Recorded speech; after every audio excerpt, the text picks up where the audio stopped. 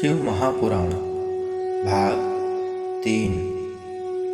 देवी लक्ष्मी भाव विभोर होकर सोचती हैं, महादेव मेरी तपस्या से प्रसन्न नहीं हुए हैं। मैं ऐसा क्या करूं कि महादेव मेरी तपस्या से प्रसन्न हो जाए। तब देवी लक्ष्मी अपने अंग काटने लगती हैं। सर्वप्रथम वह अपने हाथ काटती हैं, उंगलियां काटती हैं, फिर बाएं हाथ काटती हैं, फिर अपने अंग काटने लगती हैं। तब महादेव प्रसन्न होते हैं और देवी लक्ष्मी को साक्षात दर्शन देते हैं। देवी लक्ष्मी महादेव को देखकर प्रसन्न हो जाती हैं। उन्हें लगता है कि मेरी तपस्या अब संपूर्ण हो गई। तभी महादेव मुझे दर्शन देने आए हैं। महादेव देवी लक्ष्मी से कहते हैं, देवी लक्ष्मी मैं आपकी तपस्या से प्रसन्न हुआ।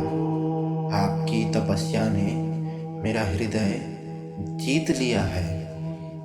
कहिए आप क्या मांगना चाहती हैं। तब देवी लक्ष्मी महादेव से कहती हैं, हे प्रभु आपने मेरा विवाह नारायण के साथ कराया। मैं बहुत प्रसन्न हुई। मैं आपका धन्यवाद करना चाहती हूँ। तब महादेव देवी लक्ष्मी को संपूर्ण किए। देवी लक्ष्मी ने महादेव की तपस्या में जो अपने अंग काटे थे, महादेव ने उन्हें फिर से वैसा ही कर दिया। तब महादेव कहते हैं कि मैं आपका धन्यवाद स्वीकार करता हूँ और जो आपने अपने अंग काटकर मुझे प्रसन्न किया, मैं उसे वृक्ष का स्वरूप देता हूँ। भविष्य में जिस किसी भी भक्त ने मुझे इस वृक्ष का एक पत्ता भी चढ़ाएगा, मैं तुरंत प्रसन्न होऊंगा और उस भक्त की मनोकामना मैं तुरंत पूरी करूंगा। भविष्य में इस वृक्ष को बेल वृक्ष के नाम से संबोधित किया जाएगा और मैं आपसे यह विनती करता हूँ कि संध्याकालीन में मेरा कोई भी भक्त पीपल, आंवला व बेल वृक्ष के नीचे दिया जलाए वह पूजा करे, तो आप मेरे उस भक्त के साथ पीछे पीछे उसके घर चले जाना व उस भक्त को सुख व समृद्धि देना और उसके घर में वास करना।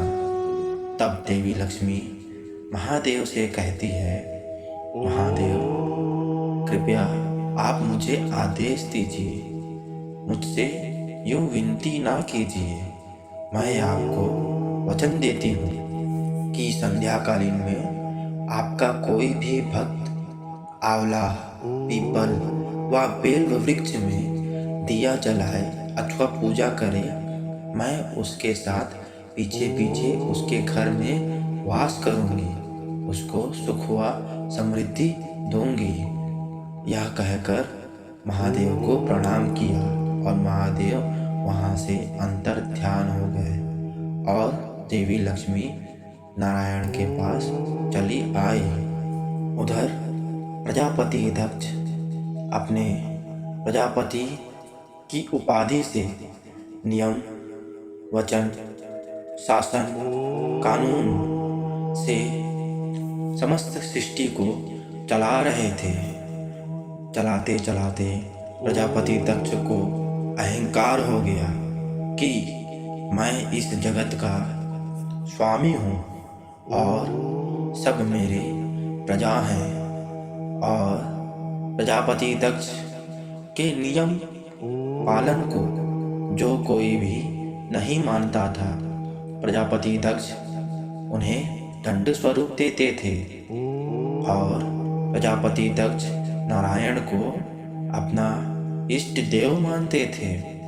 प्रजापति दक्ष महादेव से घृणा करने लगे, क्योंकि महादेव के भक्त तो बैरागी की तरह जीते थे। वह प्रजापति दक्ष के बनाए नियम, वचन, कानून, शासन का पालन नहीं करते थे। प्रजापति दक्ष को इस बात से बहुत क्रोध आती थी, क्योंकि महादेव तो बैरागी हैं। महादेव को न मान का मोह है, न अपमान का भय है। महादेव की पूजा के लिए कोई विधि विधान नहीं है। महादेव की पूजा तो एक बेल पत्र से भी की जा सकती है। महादेव एक बेल पत्र से भी प्रसन्न हो जाते हैं। इस बात का प्रजापति दक्ष को बहुत क्रोध था। वह महादेव से घृणा करने लगे और प्रजापति दक्ष और ब्रह्मदेव जब महादेव के पास माता आदि शक्ति को लेने गए थे, तब महादेव का दयावान स्वरूप प्रजापति दक्ष को अति भा गया और प्रजापति दक्ष ने महादेव को यह वचन दिया, प्रभु, आपने हमारी एक विनती पर अपने शरीर के आधे अंग से माता आदि शक्ति को हमें सौंप दिया। मैं आपको यह वचन देता हूँ कि भविष्य में माता आदि शक्ति मेरी पुत्री के रूप में जन्मेगी और मैं उनका विवाह आपसे कराकर आपको संपूर्ण करूँगा। पर समय बीतता गया और प्रजापति दक्ष महादेव से घृणा करने लगे।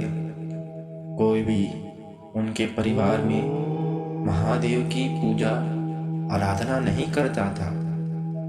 अगर जिस किसी ने भी महादेव की पूजा और आराधना की, प्रजापति दक्ष को क्रोध आ जाता था। वह प्रजापति दक्ष के क्रोध का भागी बनता था। उनके नगर व राज्य में कोई भी महादेव की पूजा व आराधना करने का साहस नहीं कर पाता था। समय बीतता चला गया। एक दिन मुनि शिलाल महादेव की घोर तपस्या करने लगे। तपस्या इतनी घोर थी कि तीनों लोग कांपने लगे। तपस्या निरंतर काल तक चलती रही और महादेव के समीप पहुंची। महादेव मुनि शिलाद की तपस्या से प्रसन्न हुए और मुनि शिलाद के पास गए। मुनि शिलाद, मैं आपकी तपस्या से प्रसन्न हुआ हूँ। मुनि शिलाद ने आंखें खोली और सामने प्रभु को देखा। मुनि शिलाद की प्रसन्नता का कोई ठिकाना नहीं था। मुनि शिलाद ने महादेव को हाथ जोड़कर प्रणाम किया। महादेव ने मुनि शिलाद से पूछा, बताइए आपकी क्या इच्छा है? मैं आपको क्या वरदान दे सकता हूँ? मुनि शिलाद ने कहा, हे प्रभु, मैं आपका परम भक्त हूँ। आपकी भक्ति के अलावा मुझे और कुछ नहीं सूझता है।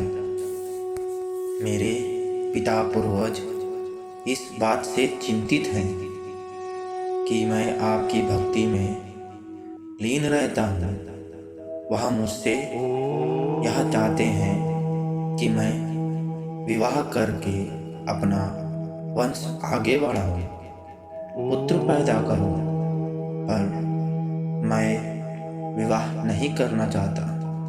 मैं तो बस आपकी भक्ति करना चाहता हूँ। महादेव बोले, विवाह तो संसार का नियम है,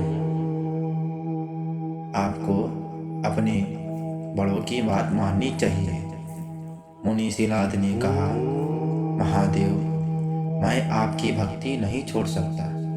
मैं आजीवन आपकी तरह वैरागी रहना चाहता हूँ। मुझे एक पुत्र दे दीजिए जो मैं अपने पिता को सौंप दूंगा और वह मेरे परिवार का वंश आगे बढ़ाएगा। तब महादेव मुनि सिलाद को तथास्तु बोलकर एक पुत्र देते हैं। उस पुत्र का नाम महादेव नंदी रखते हैं।